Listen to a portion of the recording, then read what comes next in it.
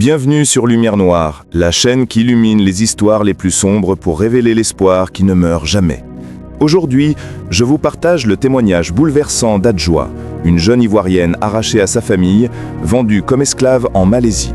Son calvaire aurait pu briser son âme à jamais. Mais ce que vous allez découvrir vous prouvera que même dans les ténèbres les plus profondes, Dieu peut encore transformer nos vies. Cette histoire est un cri d'espoir pour toute l'Afrique. Si ce témoignage vous touche, abonnez-vous.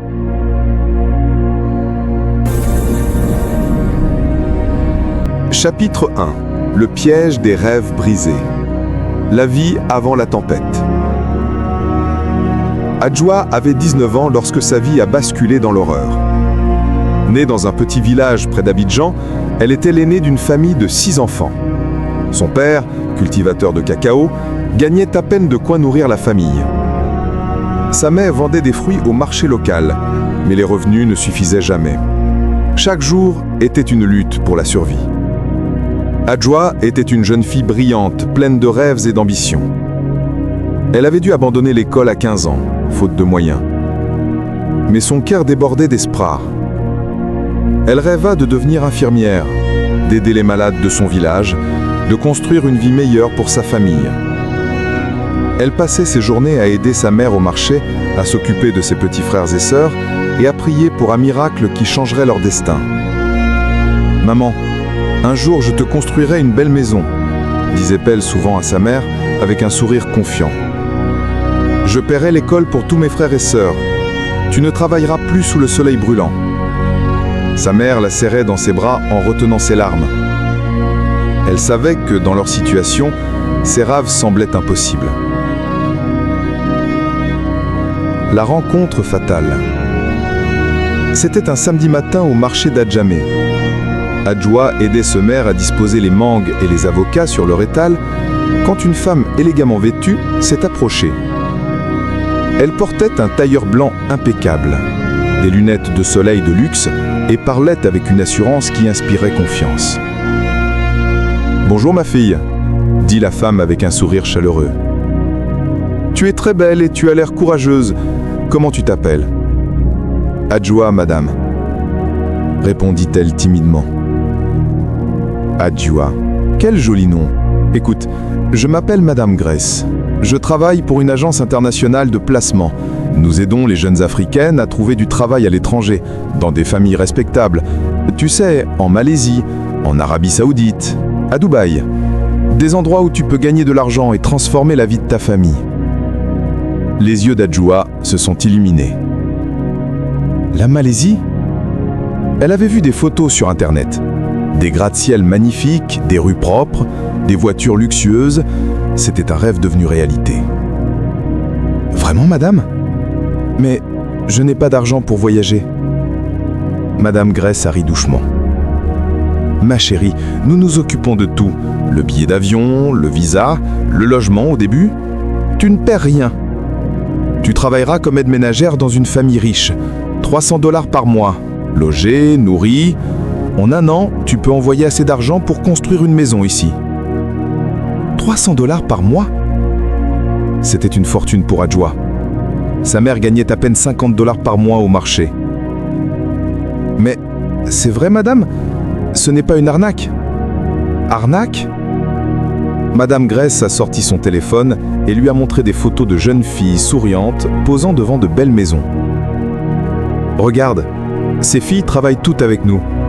Elles envoient de l'argent à leur famille chaque mois. L'une d'elles vient même de Yopougon, ton quartier. Adjoa a reconnu l'une des filles sur les photos. C'était Aminata, une connaissance de son église qui avait disparu il y a 2 ans. Tout le monde pensait qu'elle avait trouvé un bon travail à l'étranger. C'est Aminata, je la connais. Tu vois, elle gagne bien sa vie maintenant.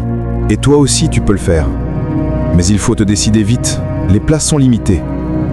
J'ai seulement 3 postes disponibles ce mois-ci. Le consentement de la famille. Le soir même, Adjoa a parlé à ses parents de cette opportunité inespérée. Son père était méfiant. « Ma fille, ces histoires-là, on entend souvent des choses terribles, des filles qui partent et qu'on ne revoit jamais. Mais papa, Madame Grace m'a montré des photos d'Aminata. Tu te souviens d'elle? Elle va bien. Elle travaille en Malaisie et elle gagne beaucoup d'argent. » Sa mère était partagée entre l'espoir et la peur.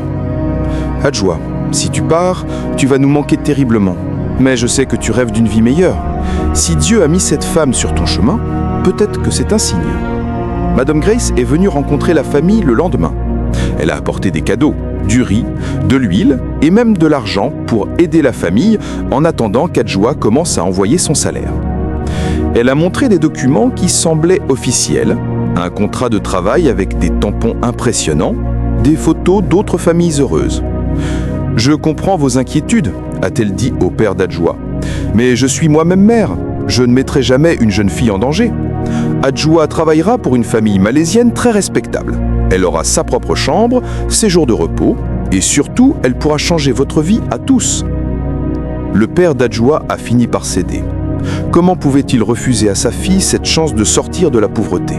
Comment pouvait-il lui demander de continuer à souffrir avec eux quand une porte vers un avenir meilleur s'ouvrait? Le départ vers l'inconnu. 2 semaines plus tard, Adjoa était à l'aéroport Félix Houphouët-Boigny. Elle portait sa plus belle robe, un sac contenant quelques vêtements, sa Bible, que sa grand-mère lui avait offerte, et une photo de sa famille. Son cœur battait entre l'excitation et l'anxiété. Toute sa famille était venue. L'arrivée en Malaisie. Après une escale à Dubaï et 20 heures de voyage épuisant, l'avion a atterri à l'aéroport international de Kuala Lumpur. Adjoa était émerveillé. L'aéroport était immense, ultra-moderne, brillant de 1000 feux. C'était un autre monde. Mais dès qu'à son passé le contrôle des passeports, l'attitude de Madame Grace a changé radicalement. Son sourire chaleureux a disparu. Son ton est devenu froid et autoritaire. « Donnez-moi vos passeports, tout de suite !»« Mais madame, pourquoi ?» a demandé Fatoumata, inquiète. « Ne discutez pas, donnez-moi vos passeports ou vous retournez en Afrique immédiatement !» Les filles, terrifiées et désorientées dans ce pays étranger, ont obéi. Madame Grace a pris leurs passeports et les a glissés dans son sac. À la sortie de l'aéroport, 3 hommes au regard froid attendaient dans une camionnette sombre. Aucun d'eux ne souriait. L'un d'eux, un homme grand et musclé, au visage balafré, a parlé à Madame Grace dans une langue qu'Adjoa ne comprenait pas. « Montez dans le véhicule, vite !» a ordonné Madame Grace. « Madame, où allons-nous ? Ce n'est pas la famille qui devait m'accueillir ?» a demandé Adjoa, la peur commençant à s'installer dans son cœur. « Tais-toi et monte. Tu vas découvrir bientôt pourquoi tu es vraiment ici. » Les filles sont montées dans la camionnette, serrées les unes contre les autres. Le véhicule a roulé pendant plus d'1 heure, quittant la ville lumineuse pour s'enfoncer dans une zone industrielle sombre et délabrée. Adjoa serrait sa Bible contre sa poitrine, murmurant des prières. La maison de l'horreur. La camionnette s'est finalement arrêtée devant un bâtiment délabré à 3 étages, avec des fenêtres barricadées et une porte métallique verrouillée. Les hommes ont fait descendre les filles brutalement. À l'intérieur, l'odeur était insupportable. Un mélange de sueur, de moisissure et de désespoir. Des ampoules faibles éclairaient un corridor étroit. Des portes fermées à clé s'alignaient de chaque côté. Une femme chinoise, d'une 50aine d'années, le visage dur et les yeux cruels, les attendait. Elle s'appelait Madame Lee. Elle a inspecté les filles comme du bétail, touchant leurs cheveux, leurs visages, leur corps. « Pas mal », a-t-elle dit en anglais. « Elles sont jeunes et jolies. Elles vont rapporter beaucoup d'argent. » « Madame, je ne comprends pas. Où sont les familles pour qui nous devons travailler ?» Madame Lee a tâté de rire, un rire glacial qui a fait frémir Adjoa jusqu'aux os. « Les familles ? Il n'y a pas de famille, idiote. Vous êtes ici pour travailler pour moi. Et votre travail, c'est de satisfaire mes clients. Vous êtes mes propriétés maintenant. » « Quoi ? Non, ce n'est pas ce qu'on nous a dit !» a crié Mariama en essayant de courir vers la sortie. L'un des hommes l'a attrapée violemment et l'a giflée si fort qu'elle est tombée au sol, le nez en sang. « Écoutez-moi bien !» a hurlé Madame Lee. « Vous m'appartenez. Chacune de vous me doit 10 000 $ pour votre voyage, vos papiers, votre logement. Vous allez travailler jusqu'à ce que vous remboursiez cette dette. Et si vous essayez de vous échapper, je vous tue. Vos passeports sont avec moi. La police ici, je la paie. Personne ne viendra vous sauver. Personne. » Adjoa est tombé à genoux, les larmes coulant sur ses joues. Chapitre 2. La survie et la délivrance miraculeuse. Les premiers jours de l'enfer. Les jours qui ont suivi l'arrivée d'Adjoa dans cette maison maudite ont été les plus sombres de sa vie. Madame Lee ne perdait pas de temps. Dès le lendemain matin, elle a réuni les 4 nouvelles filles dans une pièce sombre où d'autres jeunes femmes étaient déjà assises, le regard vide, brisé par des mois ou des années de captivité. Voici les règles. a annoncé Madame Lee d'une voix glaciale. Vous travaillez tous les jours, vous recevez entre 5 et 10 clients par jour. L'argent va directement à moi jusqu'à ce que vous ayez remboursé votre dette. Si vous refusez un client, pas de nourriture pendant 2 jours. Si vous essayez de vous échapper, vous serez battu et enfermé dans le sous-sol pendant 1 semaine. Si vous parlez à la police ou à qui que ce soit de l'extérieur, je retrouve vos familles en Afrique et je les fais tuer. C'est compris ? Adjoa tremblait de tout son corps. Déborah sanglotait bruyamment. Mariama fixait le sol, déjà résignée. Seule Fatoumata a osé lever la voix. « Nous ne sommes pas des animaux. Vous ne pouvez pas nous faire ça. Nous avons des droits. » Madame Lee s'est approchée lentement de Fatoumata et l'a giflée si violemment que la jeune fille est tombée sur le côté. Puis elle a sorti un couteau de sa poche et l'a pointé vers le visage de Fatoumata. « Tes droits ? Tu n'as aucun droit ici. Tu es une moins que rien, une marchandise. Et si tu continues à ouvrir ta bouche, je te coupe la langue. Essaye-moi. » Ce jour-là, Adjoa a compris qu'elle était tombée dans les griffes de démons vivants. Des gens sans cœur, sans âme, qui voyaient les êtres humains comme de simples objets à exploiter. Le soir même, Adjoa a été forcée de commencer son travail. On l'a emmenée dans une petite chambre, au mur sale, avec un matelas posé à même le sol et une lumière rouge au plafond. Un homme d'une 40aine d'années est entré. Il sentait l'alcool et la cigarette. Adjoa a reculé dans un coin, terrifié. « S'il te plaît, monsieur, je ne veux pas, laisse-moi partir. » L'homme a ri. « Tu es nouvelle, hein? Tu vas apprendre vite. » Cette nuit-là, Adjoa a vécu une des pires épreuves de sa vie. Son corps n'était plus le sien. Sa dignité était piétinée. Quand l'homme est finalement parti, elle s'est recroquevillée sur le matelas et a pleuré jusqu'à ce qu'elle n'ait plus de larmes. Elle voulait mourir. Elle suppliait Dieu de la prendre. « Dieu, pourquoi? Pourquoi tu m'as abandonné? Où es-tu » Mais quelque part, au fond de son cœur brisé, une petite voix lui murmura. « Je suis là. Je n'ai jamais quitté. Tiens bon, ma fille. » La résistance de l'esprit. Les semaines se sont transformées en mois. Adjoa vivait dans un brouillard de douleur et de désespoir. Chaque jour ressemblait au précédent. Se réveiller dans cette prison, être forcé de recevoir des hommes qui la traitaient comme un objet, manger à peine de quoi survivre et s'endormir en pleurant. Fatoumata, la plus rebelle du groupe, a essayé de s'échapper au bout de 2 mois. Elle a profité d'un moment d'inattention d'un garde et a couru dans les rues de Kuala Lumpur en criant « à l'aide ». Mais Madame Lee avait des complices partout. Fatoumata a été rattrapée en moins d'1 heure. Ce qu'ils lui ont fait pour la punir était si horrible qu'Adjoa préfère ne pas s'en souvenir. Fatoumata a été enfermée pendant 2 semaines dans un sous-sol sans lumière, sans nourriture, avec seulement de l'eau pour survivre. Quand elle est ressortie, elle n'était plus la même. Son regard était mort. Elle ne parlait plus. Elle était devenue une coquille vide. Adjoa a réalisé qu'elle ne pouvait pas s'échapper par la force. Elle était surveillée jour et nuit. Ses ravisseurs étaient organisés, violents et sans pitié. Mais elle a pris une décision. Elle ne laisserait pas ces monstres détruire son esprit. Chaque nuit, après que le dernier client soit parti, Adjoa ouvrait sa Bible en secret. Elle lisait les psaumes à voix basse, s'accrochant aux promesses de Dieu. Elle priait pour sa famille, pour les autres filles prisonnières avec elle, et même pour ses bourreaux.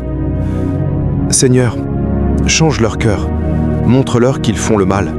Et si tu ne peux pas changer leur cœur, délivre-nous de leurs mains. » Dans cette maison de l'horreur, Adjoa est devenue une source de lumière pour les autres filles. Elle parlait avec celles qui avaient perdu tout espoir. Elle partageait sa nourriture avec celles qui étaient punies. Elle chantait des cantiques à voix basse pour consoler celles qui pleuraient la nuit.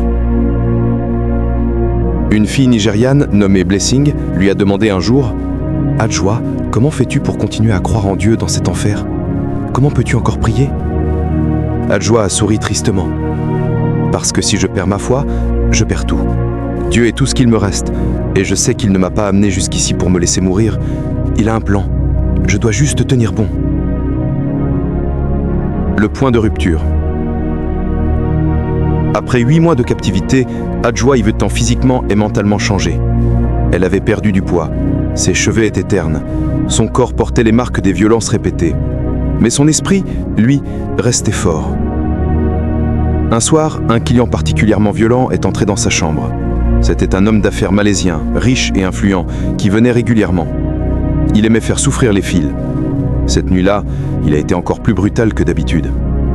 Il a battu Adjoa parce qu'elle a osé détourner un regard. Quand il est enfin parti, Adjoa était recroquevillée par terre, le visage tuméfié, des côtes probablement cassées. Elle pouvait à peine respirer. Les gardes l'ont traîné jusque sa cellule et l'ont jeté sur son matelas. « Si tu meurs, tant pis, tu nous dois... » La visite miraculeuse. Adjoa était entre la veille et le sommeil, flottant dans une sorte de semi-conscience causée par la douleur et l'épuisement. Soudain, elle a senti une présence dans la pièce. Une lumière douce, chaude, a rempli l'espace. Elle a ouvert les yeux difficilement. Devant elle se tenait une silhouette lumineuse.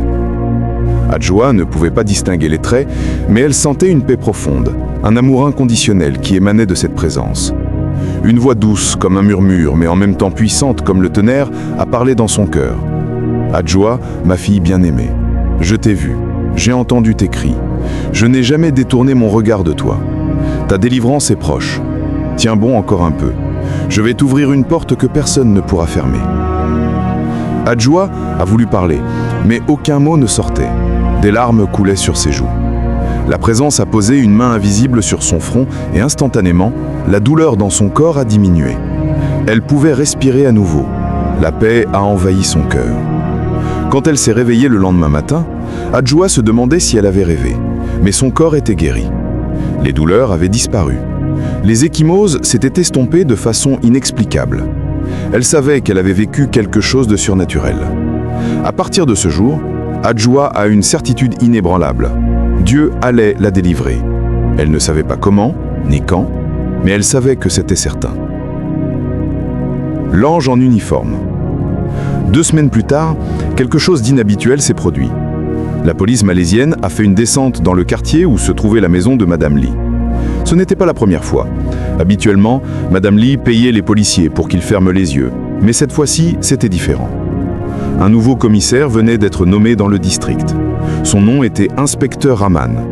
C'était un homme intègre, croyant, père de 3 filles. Il avait entendu des rumeurs sur les réseaux de trafic humain dans son secteur et avait décidé d'agir malgré les pressions et les menaces. Ce jour-là, l'inspecteur Rahman et son équipe ont forcé la porte de plusieurs établissements suspects. Quand ils sont arrivés à la maison de Madame Lee, elle a essayé de les soudoyer comme d'habitude. « Inspecteur, je peux vous donner 20 000 ringgit maintenant. Vous tournez le dos et vous oubliez ce que vous avez vu. » Mais Rahman a refusé. « Vous êtes en état d'arrestation. Ouvrez toutes les portes, maintenant. » Les policiers ont défoncé les portes verrouillées. Ils ont découvert 23 jeunes femmes, toutes étrangères, toutes prisonnières. Certaines étaient là depuis des années. Quand Adjoa a vu les policiers entrer dans sa cellule, elle est tombée à genoux et a éclaté en sanglots. « Merci Seigneur, merci, tu as tenu ta promesse. » L'inspecteur Rahman a été bouleversé par ce qu'il a découvert. Ces jeunes femmes avaient été torturées, violées, affamées. Certaines étaient malades, d'autres étaient enceintes. Toutes étaient traumatisées. « Je suis désolé », a-t-il dit avec les larmes aux yeux. « Je suis tellement désolé que cela vous soit arrivé. Mais vous êtes en sécurité maintenant. Plus personne ne vous fera de mal. » Madame Lee et ses complices ont été arrêtés. Les filles ont été emmenées dans un centre d'accueil pour victimes de traite humaine. Pour la première fois en 10 mois, Adjoa a pu dormir sans avoir peur. Elle a pu manger un vrai repas. Elle a pu prendre une douche chaude et pleurer toutes les larmes de son corps en sachant qu'elle était enfin libre. Le long chemin vers la guérison. Les semaines qui ont suivi le sauvetage ont été difficiles d'une manière différente. Adjoa était libre physiquement, mais son esprit portait encore les cicatrices. Elle faisait des cauchemars toutes les nuits. Elle sursautait au moindre bruit. Elle avait peur des hommes, même des policiers qui l'avaient sauvée. Le centre d'accueil a fourni une aide psychologique. Des thérapeutes spécialisés dans les traumatismes ont travaillé avec elle. Mais c'est surtout sa foi qui l'a aidée à surmonter l'épreuve. Une missionnaire chrétienne nommée Sarah, qui travaillait avec les victimes de traite, est devenue son soutien. Sarah elle-même avait vécu un traumatisme dans sa jeunesse et comprenait la douleur d'Adjoa. Adjoa, ce qui t'est arrivé est horrible, mais cela ne te définit pas. Tu n'es pas une victime, tu es une survivante, tu es une guerrière. Et Dieu va utiliser ton histoire pour en libérer beaucoup d'autres. Grâce à l'aide de l'ambassade de Côte d'Ivoire et d'organisations internationales, Adjoa a pu obtenir de nouveaux documents de voyage. Après 3 mois dans le centre d'accueil, elle a enfin pu prendre un avion pour rentrer chez elle. Le retour triomphal. Quand l'avion a atterri à Abidjan, le cœur d'Adjoa battait à tout rompre. Elle avait appelé sa famille depuis la Malaisie pour les prévenir. Ils ne savaient pas tout ce qu'elle avait vécu. Elle leur avait simplement dit qu'elle avait eu des problèmes, mais qu'elle rentrait à la maison. À la sortie de l'aéroport, toute sa famille l'attendait. Sa mère était la première à la voir. Elle a lâché son sac et a couru vers sa fille en criant son nom. « Adjoa, ma fille, mon enfant, tu es revenue !» Elles sont tombées dans les bras l'une de l'autre, pleurant, riant, incapables de parler tant l'émotion était forte. Son père, ses frères, ses sœurs, ses oncles, ses tantes, tous l'ont entourée, la touchant comme pour s'assurer qu'elle était bien réelle. « Maman, pardon, pardon de vous avoir fait souffrir », sanglotait Adjoa. « Non, ma fille, ne t'excuse pas. Tu es là, tu es vivante. C'est tout ce qui compte. Dieu a répondu à nos prières. » Ce soir-là, dans la petite maison familiale, Adjoa a conté son histoire. Elle a pleuré en revivant les moments les plus sombres. Sa famille a pleuré avec elle. Mais elle a aussi témoigné de la fidélité de Dieu, de la façon dont il ne l'avait jamais abandonnée, même dans la vallée de l'ombre de la mort. Dieu m'a gardé en vie pour une raison. Il m'a fait traverser cette épreuve pour que je puisse avertir d'autres filles, pour que je puisse dire à tous ceux qui souffrent que Dieu est réel et qu'il délivre encore aujourd'hui. Une nouvelle mission. Aujourd'hui, 3 ans après son retour, Adjoa a complètement transformé sa vie. Elle travaille avec des ONG locales pour sensibiliser les jeunes filles aux dangers du trafic humain. Elle visite des écoles, des églises, des communautés pour partager son témoignage. « Je ne veux pas que ce qui m'est arrivé arrive à quelqu'un d'autre », dit-elle souvent. « Si mon histoire peut sauver ne serait-ce qu'une seule vie, alors ma souffrance n'aura pas été vaine. » Adjoa a aussi repris ses études. Grâce à des bourses et au soutien d'organisations humanitaires, elle suit une formation pour devenir assistante sociale. Son rêve maintenant est d'ouvrir un centre d'accueil en Côte d'Ivoire pour les victimes de traite qui rentrent au pays. Elle s'est aussi mariée à un jeune homme merveilleux de son église, quelqu'un qui a su être patient, qui l'a aidé à guérir, qui l'a aimé malgré ses blessures. Ensemble, ils ont fondé une famille basée sur l'amour et la foi. Mais surtout, Adjoa est devenue un symbole d'espoir. Son histoire circule dans toute l'Afrique de l'Ouest. Des milliers de jeunes filles ont été sauvées grâce à son courage de témoigner. Des réseaux de trafiquants ont été démantelés grâce aux informations qu'elle a fournies aux autorités. « Je ne suis pas une héroïne », dit-elle humblement. « Je suis juste une fille ordinaire qui sert un Dieu extraordinaire. C'est lui le héros de mon histoire. Sans lui, je serais morte en Malaisie. Mais il avait un plan pour ma vie. Et ce plan était plus grand que ma souffrance. » Le message d'espoir. Adjoa termine toujours ses témoignages par ce message puissant. À toutes les jeunes filles africaines qui rêvent d'une vie meilleure, je vous dis, ne tombez pas dans les pièges des trafiquants. Aucun travail à l'étranger ne vaut votre liberté, votre dignité, votre vie. Si une offre semble trop belle pour être vraie, c'est qu'elle l'est. Mais surtout, je veux que vous sachiez ceci. Peu importe l'obscurité dans laquelle vous vous trouvez aujourd'hui, peu importe ce que vous avez vécu, peu importe à quel point vous vous sentez brisé, Dieu peut encore changer votre histoire. Il l'a fait pour moi, il peut le faire pour vous. L'Afrique, notre belle Afrique, a un avenir brillant. Nous ne sommes pas destinés à être des victimes, nous sommes destinés à être des vainqueurs. Et avec Dieu, toutes choses sont possibles.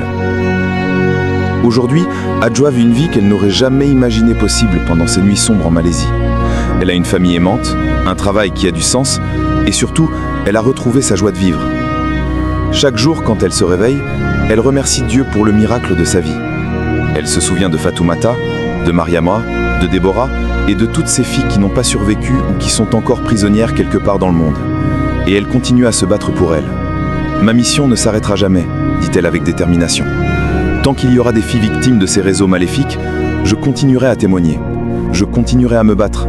Je continuerai à crier au monde que l'esclavage existe encore au XXIe siècle et qu'il faut l'arrêter. » L'histoire d'Adjoa est la preuve vivante que la lumière finit toujours par vaincre les ténèbres, que l'espoir est plus fort que le désespoir, que Dieu n'abandonne jamais ses enfants, même quand tout semble perdu.